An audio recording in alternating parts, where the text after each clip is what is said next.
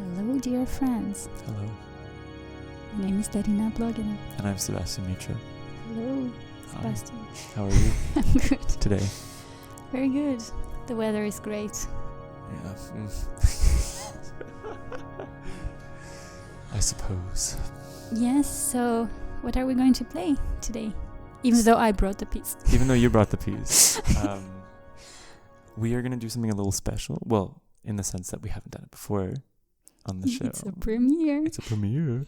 We're going to play some Beethoven. Oh, yeah. Okay. With some piano. And we've only heard harpsichord so far. So this is quite special. And yes, today I'm playing on a different flute. It's classical, or let's say we call it simple system model with 8 keys. It's Grenzer, made by Rudolf Tutz. Very nice flute. Old. Nice. I like the color. Yeah. And the color of the sound.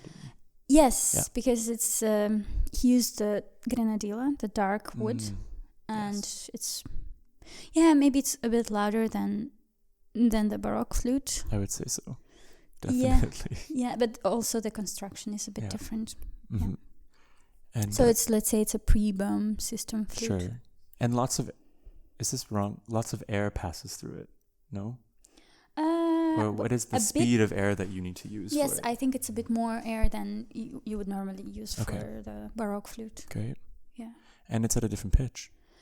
It has a different pitch, different fingering, which is a bit difficult. I understand why Bohm invented his new system because of the fingering. The fingering is quite difficult, I must say, but if you get used to it, then it's fine. You feel like, for instance, for F, you have two F natural, you have 2 possibilities, like even 3 possibilities, Baroque one, and also 2 involving the keys on the flute. Like, it's suitable for different keys that you are playing in. For instance, for an E flat major, you would use the long one. Mm-hmm. And for others, you would use the short one, or like for F and for F sharp. So yes, wow, and we have have to think about. Some new keys, new babies, like the B flat key, A sharp. Yes, but you have to jump on this B flat when you need to use it, and then back to the body of the flute. Sounds great. Okay, and my instrument that I'm playing today. Well, my instrument. I wish it was my instrument, but. It's a beautiful piano. It is. An original instrument, actually. A Czech instrument. Oh, so in a way, it's historical. Well, maybe not, because our edition that we're using today. Our great edition. It's a fail. Not the best edition, unfortunately. But yes, our edition, for some reason, is Czech. And the piano is, so we're great. But this piano is special. It's original from, I think, around 1815, 1816. And this music that we're playing was composed or published in 1817, 1818. Yeah. So quite fitting. Obviously, Beethoven didn't own... Well, I think he owned something kind of similar to this. Mm-hmm. But it's quite a big instrument. It is quite a big instrument. I see a lot of pedals. A lot of pedals. There are 5 pedals, which... 3 of them are to make the instrument softer. One is release the dampers, like lift dampers, which is actually, for any pianist listening, this piano has it on the left, whereas modern pianos have it on the right. What? The pedal. Right. Lift the dampers is on the left. Oh, wow. So you use your left foot for it, which is kind of special. And also the sound is really quite different. It has really divided colors. Like the top register is quite almost fluty, but can also be quite percussive if you really go for it. The bass is quite, and it's just a good instrument. And what about the wood? Like, I see this beautiful wood here. I know. This beautiful wood that is, I have no idea what wood it is, to be honest. Mm-hmm. What wood could it be? I have an impression they used different kinds of wood. Every part looks a bit different. Every part does look a bit. It looks like a bit of mixture of styles. It's also unfortunately a bit warped. I mean, I don't know if you can see, but like the keyboard with the end it has the English smile. Oh. Which, no offense to English people, but that's what you call like, you know, Kirkman harpsichords, these like end of the 18th century English harpsichords. They were sort of mass produced, the Kirkman harpsichords, and then they would bend in the middle and they would warp. And people started calling it the English smile. Wow. But this is an anonymous instrument also, which is kind of fun. We don't know who the builder is. Could you also talk about the registers that we have? Of course.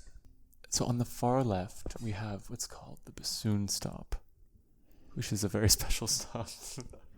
Yeah. Darina loves it. Yeah, that's my favorite, for sure. And you will hear it later. Yes. So it's actually quite hard for my foot to like remember where the pedals are. Especially when I'm just reading music. Yeah, because right. like, I don't want to have to take my eyes off the score and look down. It's almost like playing on the organ. A little bit, except I understand how that works. I don't know. It's easier for me to remember where organ pedals are for some reason. So the bassoon. The bassoon. I believe how it works is that it puts like it when you press it down, a little sheet of metal goes on the strings. So it's more. The effect is more percussive. It's like it's very nasal. I mean, it sounds a bit like a bassoon. Right. A little bit. Yeah. Maybe we can hear it now.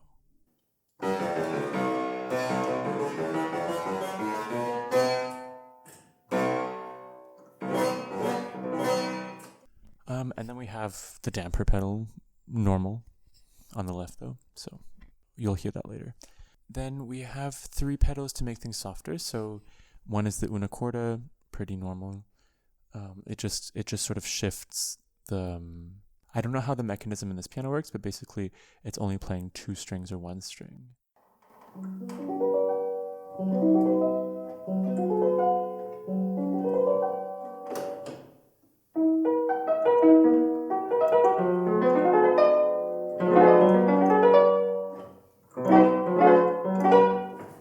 And what about this register with a little curtain? Yeah, so this is really funny. We have to find a way to put a photo up. Guys, find us on Telegram. Instagram? Maybe, if you want. I don't know. Eventually you can find us on Instagram. So, yeah. Yes, I think. We both have private Instagrams as well, so if you want we should. You can go. Yeah, but Telegram is cool. Telegram is really hip. And so there's like a little curtain. Like it looks like the end of a rug. Like I don't know how to really explain. Like little tassels. I just noticed there is a face. Yes. There's little golden faces. Oh. I know, it's really cute. Yeah, and all these like plates. I know. Like decorations. These like fake little bronze plates everywhere. Yes. I have a feeling that this piano was like, oh my god, someone is like what's like somebody is literally someone's jumping there. Can we like tell them not to? Okay. I have a feeling this piano was probably like some sort of lower or like mid bourgeois piano. Like I don't think they were super rich, whoever owned this, but I think they were like kind of rich. Yeah. Like nouveau riche almost, because I don't know, it has these things that look good but that aren't necessarily of like the best quality on it.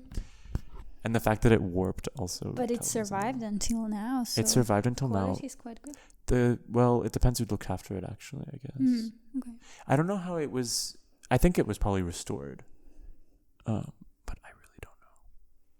So anyways, so let's I'll just play. It's not so noticeable, but it's quite subtle, the little dangly things. So maybe we can hear that now.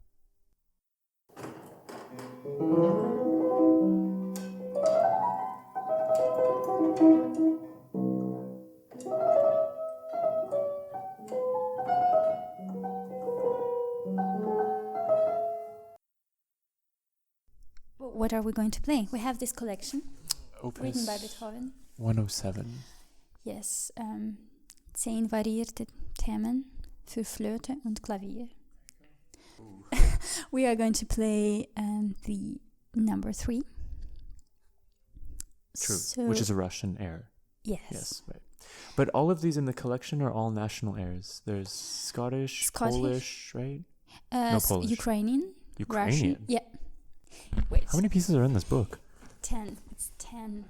Okay. Varierte. Oh, yeah. Okay. Wait a second. Obviously. So Ukrainian, Russian, Scottish, Tyrolean. Yeah. Ah, interesting. Because I have here the first edition also. Mm-hmm. And it seems like they were published like individually. Oh, what do you mean? Individual? Like obviously in this modern edition we have 5, and then I'm assuming the next one has 5. Mm-hmm. But this seems to be some sort of like periodical in which... Was it in a magazine or something? No, Simrock published it, which was like the editor that published a lot of Beethoven's work. But I guess they just... They published a lot of them separately, which is interesting. Nice. But we're doing the Russian one because you're Russian.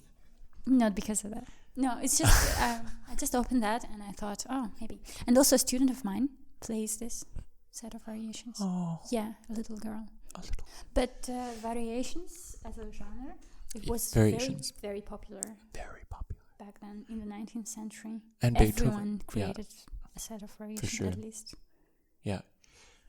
Actually, I think it even was the genre to like showcase the talent of the composer, Mm-hmm. because it could show how flexible the composer was. Yeah, and also different techniques. Different techniques of composition, and also Beethoven was quite well known, I think, in Vienna for variation sets, especially improvising them.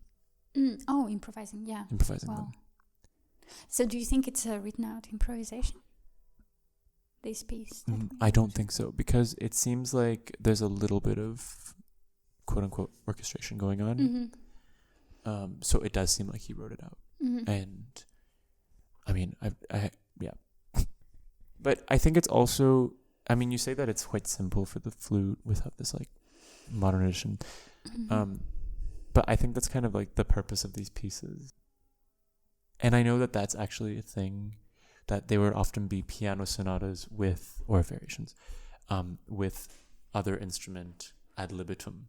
Okay. That is something that happened But in the here 18th century. it's specified The that 19th century. the flute is an accompaniment. Is an accompaniment, yeah. But even Beethoven himself, all the violin sonatas are piano sonatas with violin accompaniment. Mm-hmm. Same with the cello sonatas.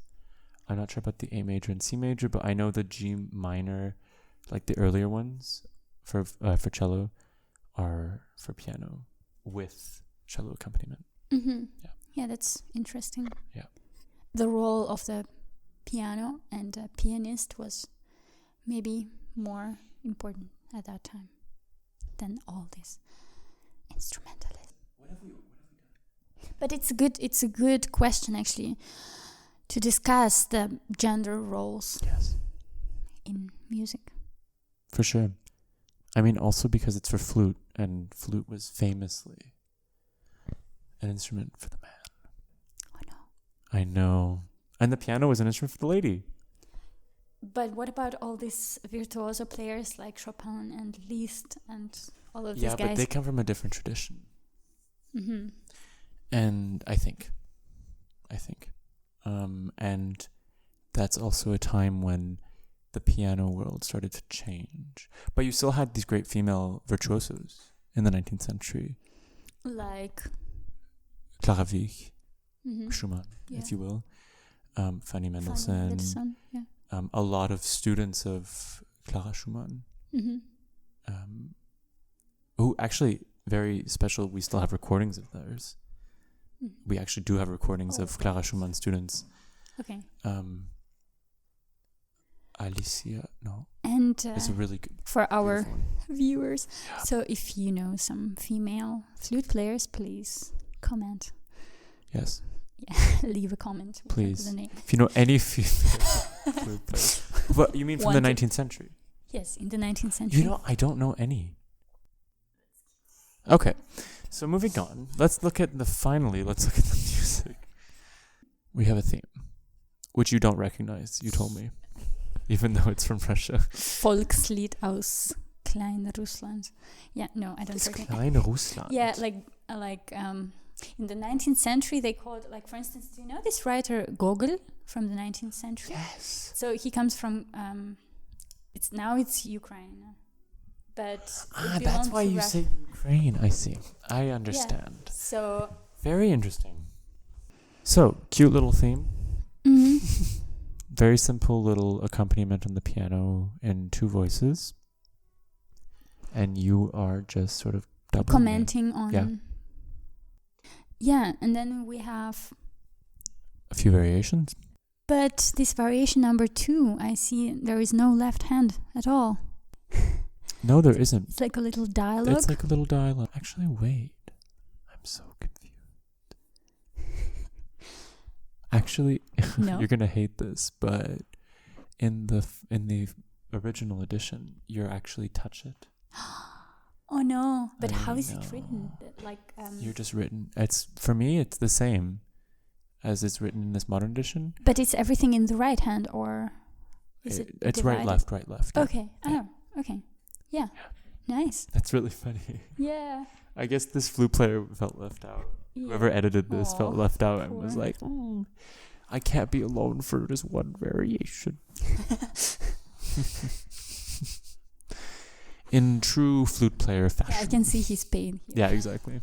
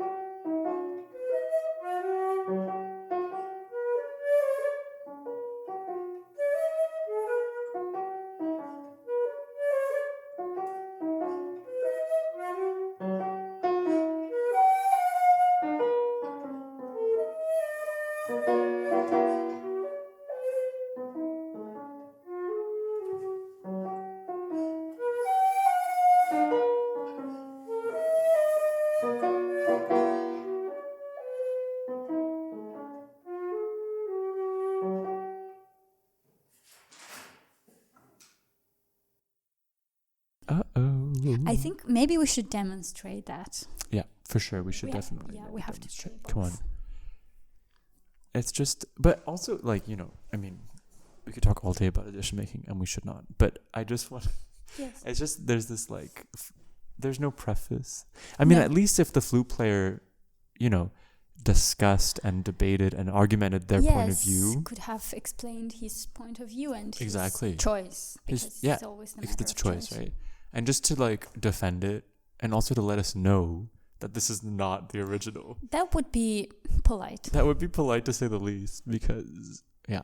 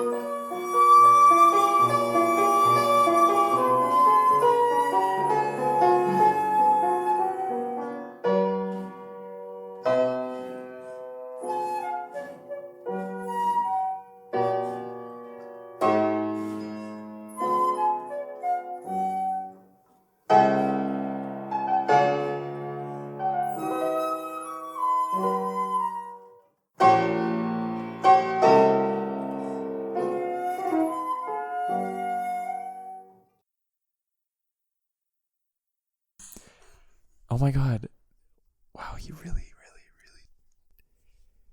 Tell me. Oh my gosh. No, it's just like he took all the fun parts of the piano part and just shoved them in the flute part. Oh no. That's really funny.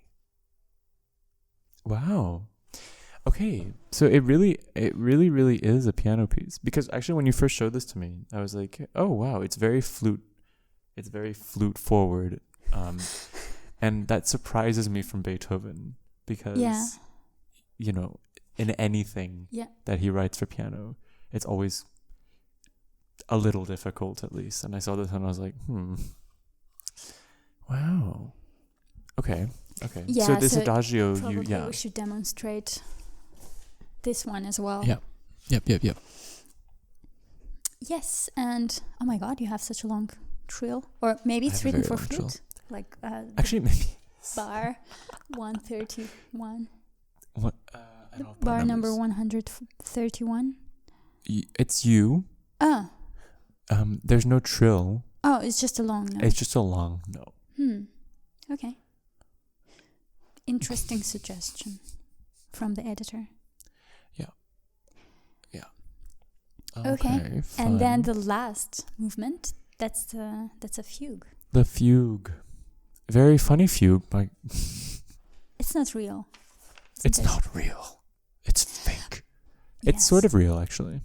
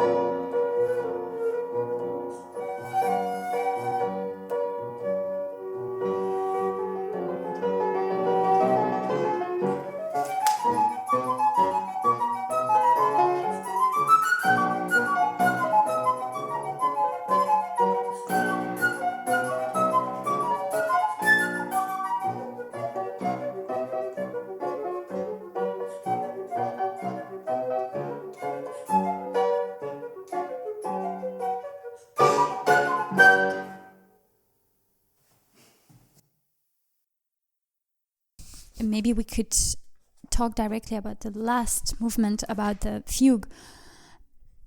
I couldn't believe I was playing, and I couldn't believe that it was written for flute, these triplets. And as we said before, it's all in your part. all on my part. Yeah, we will demonstrate the original edition. That's a good idea. Because it was quite challenging and not very fluty, I must say. Maybe on the modern flute it will be more appropriate, but yes, on the keyed flute it was a bit rough. Yeah. Well, I know it sounded fun. Sorry, I didn't mean this. Yeah, but also. And what do you think about the last bars? That's so cute. The ritardando and a tempo. It was a cute joke. I think it's one of the. It's a joke. So it's much. It's like a little. It's this thing to make the everyone go. And they go, oh, what good jolly good fun. Yeah, that's what that is. And as we said before, Adagio sostenuto is a super beautiful and very nice. Very, very nice. Adagio. I love that. But again, this bar 137, the screaming bird. Where are you, the screaming bird? The flute part. Sorry. That probably shouldn't be there. Oh yeah, It's no, very that's not for you. That's no offense.